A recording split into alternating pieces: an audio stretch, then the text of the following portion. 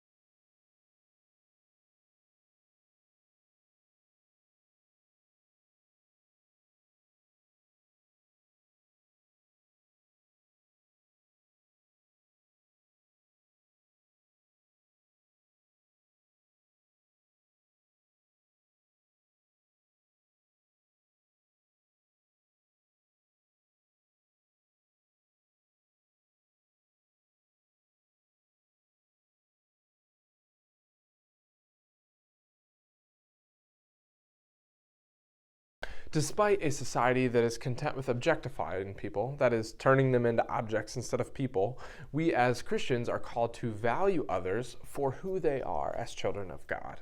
And last week we talked about how objectifying others shows up in movies and in music and in advertisements and social media, everyday conversation, and so much more. But today we thought it'd be a good idea to explore some ways that objectification plays out specifically in relation to sex. And there are two ways that we want to highlight in particular. Number one, lust and pornography. Take a minute, pause the video, and read the verses that come on the screen from Matthew chapter 5, verses 27 through 30.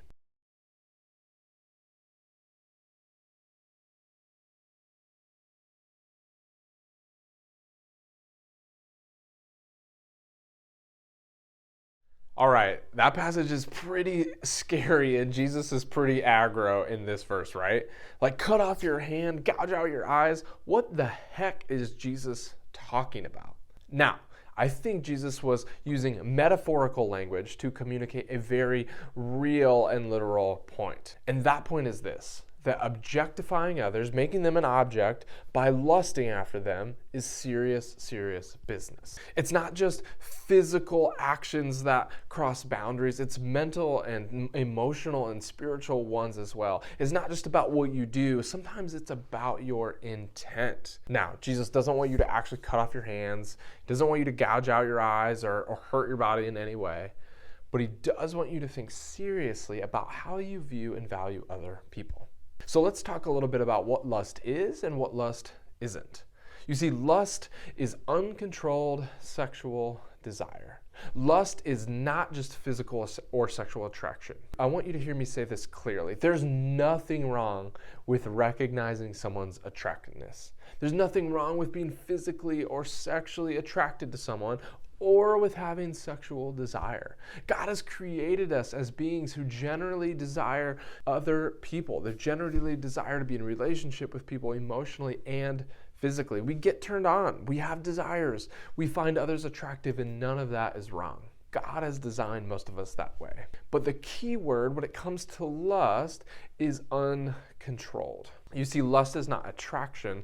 Lust is fixation. It's about making a person purely an object of our own sexual desire, not recognizing them as a human being that is valuable and worthy of love.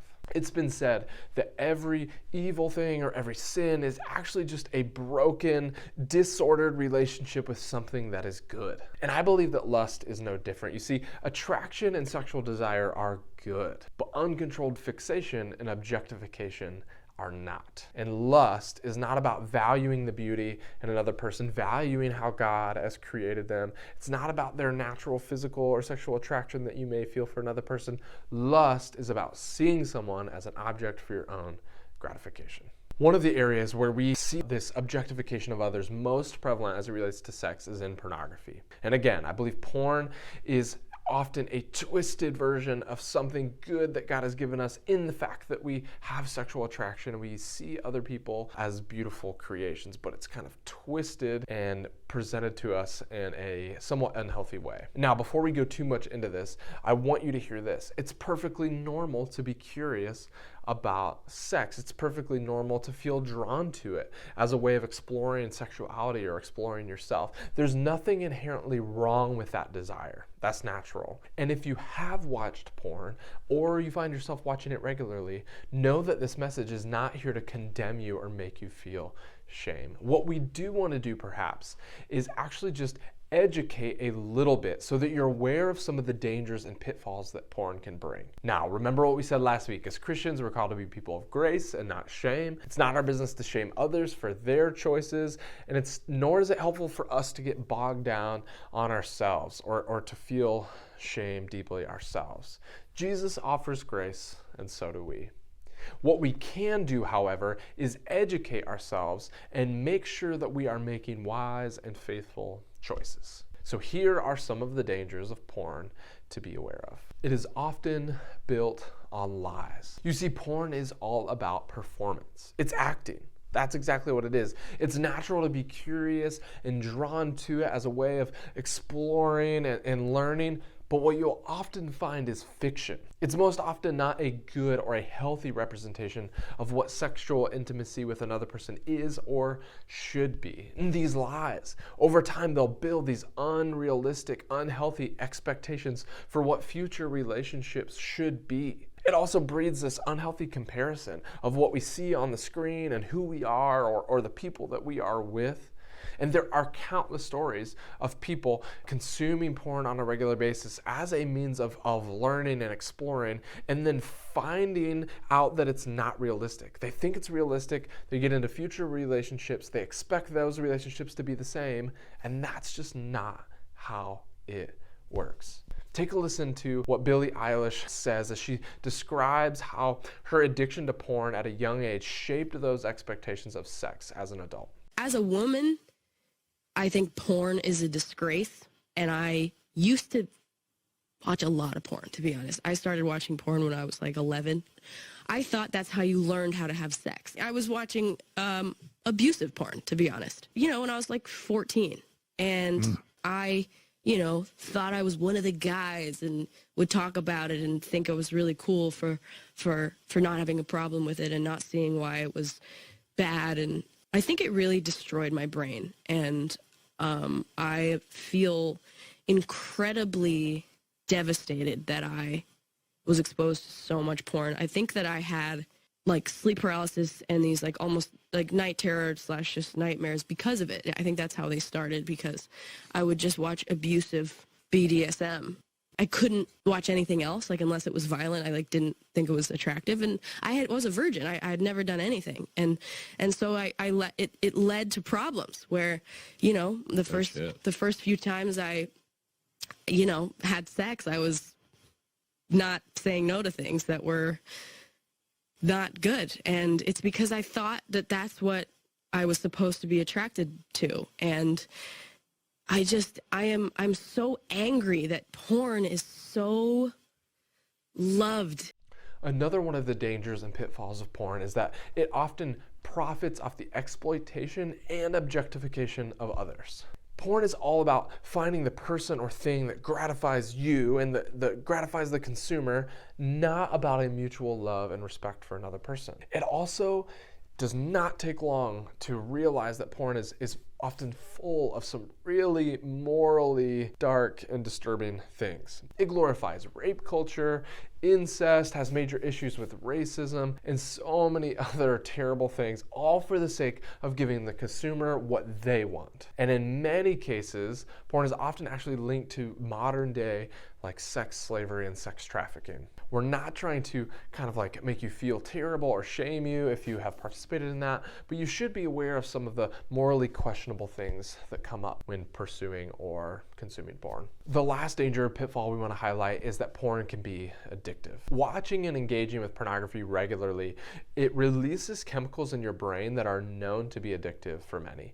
Continued consumption over time actually just will kind of like further deepen the chance of being addicted to it. And if you've found yourself in a place where you are constantly thinking about it, fixating on it, watching it regularly, don't feel like you can get through the day without it, it would be a really, really good idea for you to check in with an adult you trust. They may be able to help you take some steps in the right direction and get control.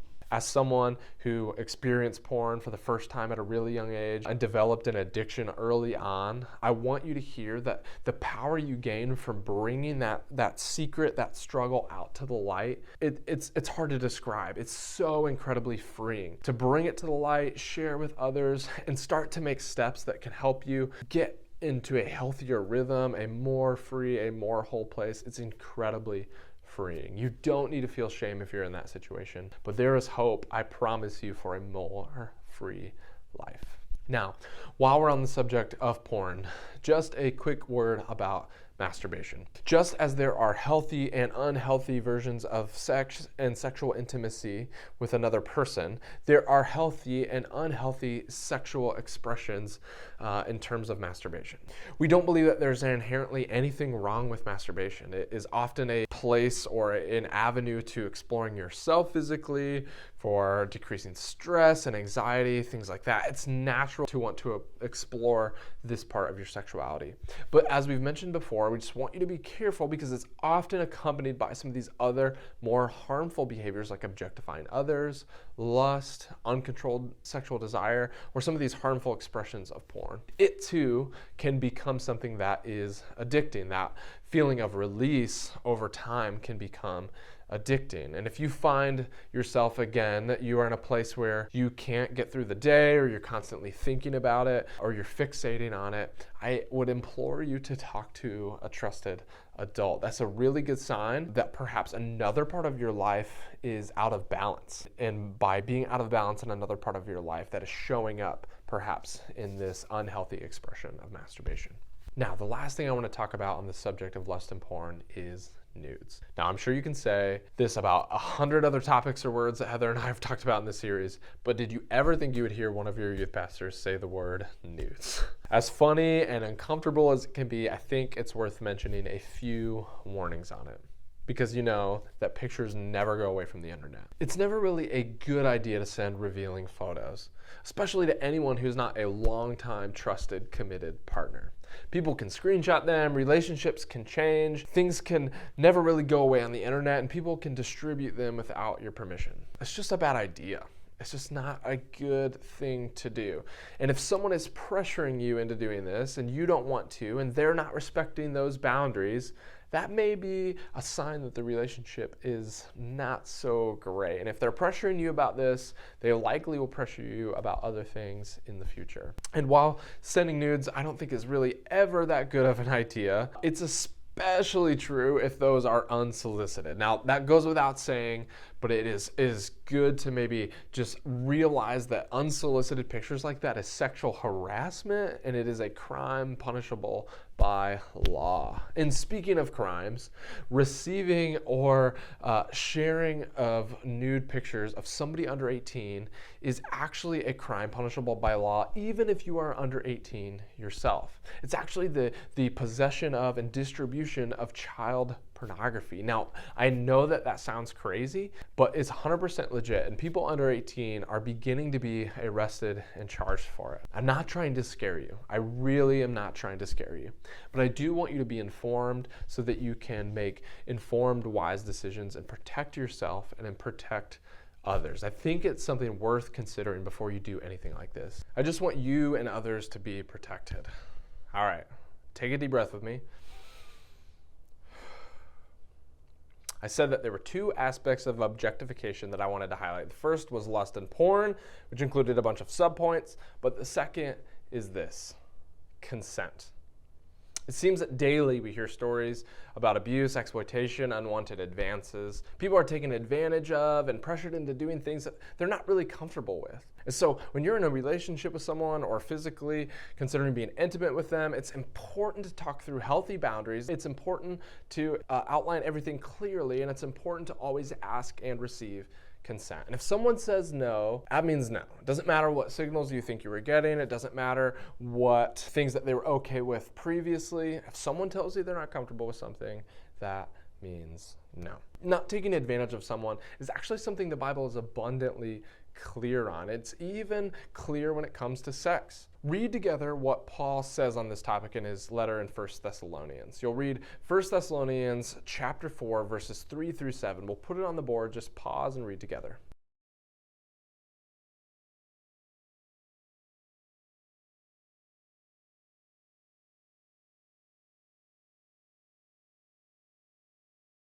It's overwhelmingly and abundantly clear that not honoring someone's boundaries or taking advantage of them or manipulating them is wrong, friends. It's just plain wrong. Jesus honored people. He valued them. He gave them dignity. And to not do that is to kind of dehumanize them. We are called to be people who do the opposite. And so throughout your life, when you and someone you love decide you're ready for demonstrating that love physically, make sure that you're on the same page. Make sure permission has been given and received. And if you don't feel like you can talk openly about all the details about what you want to do or what you want or what you desire, it's probably a good sign that you're not ready to take that step. Now, on the flip side, if someone ever doesn't ask your permission or doesn't honor your boundaries or doesn't get your consent, that is not okay. You deserve to be respected. You deserve to be listened to. You deserve to be able to say no and be heard. If someone hasn't or doesn't respect those boundaries, you should consider reevaluating your relationship with that person. And if that person has hurt you in any way, please talk to an adult. I want to say a little bit more about that specifically. If you're a person who has experienced abuse or assault or harassment or harm in any way, physically or sexually, please talk to a trusted adult if you haven't. I want you to hear that it is not your fault. That I'm so sorry that that has happened to you. I'm sorry that people took advantage of you in that way. I'm sorry that people were hurtful. That's not okay. And I believe that God grieves with us in hurts like that. And I also believe that over time, God wants to restore and redeem and bring healing to us in these past events so that they don't affect our future boundaries or decisions and our future beauty around sex and relationships. But I think that healing and redemption happens when we bring it to people that we trust, when we get others involved, when we go to therapy, when we talk to our parents, when we talk to our small group leaders, when we begin to address the hurt that has been done. So if you haven't done that, please talk to your parent or a guardian or a trusted adult like your small group leader or Heather or I. We would love to hear from you. And again, I'm deeply, deeply, terribly sorry that happened to you. Incredibly, incredibly sorry. I pray that God will bring you some healing and hope and redemption in the years to come. Now, as we wrap up, I want you to hear that next week you'll get a chance to hear from our pastors as they answer some of the questions that you submitted about faith and sex. I was riveted in this conversation. I was encouraged. I was moved. I was shocked at times. It's a conversation you won't want to miss. So as you go into small groups, remember that we are called to be people who value others, not objectify them. And if you're someone who has been on the receiving end of hurt or objectification, or if you're a person who has been on the giving end of some hurt or some objectification, know that God loves you, that there is grace, that there is forgiveness, and that Jesus Christ wants us to value other people and find value as well. I love you. God loves you. I pray that your conversation in small groups is really meaningful.